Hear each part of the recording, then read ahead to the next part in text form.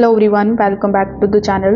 In today's quick video, I'm going to show you exactly how to add the pictures to your Frameo application in 2026.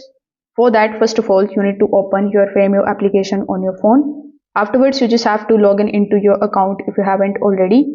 Now, when you log in into your account, right away on the home page, you will see this type of gallery in front of you. Now, inside the gallery, you will see all of your photos from your gallery. You can also tap on this camera icon in order to capture any of the photos. But if you don't see any of the galleries or any of the photos over here, it simply means that you haven't allowed or accessed the permissions. So you need to go to your phone settings and you need to allow access to the photos for the app. So this way your gallery's photos will appear inside the application.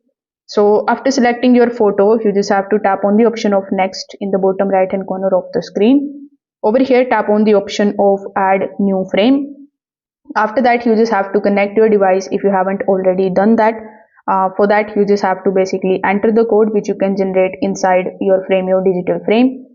So once you have added the frame over here, once you select your frame, you just have to simply follow further on-screen instructions in order to basically take a look at the preview of your selected photos. You can also adjust how they are going to appear, and then you can also add the captions on it if needed. So if this video helped you out, make sure that you like this video and subscribe to the channel. Thanks for watching.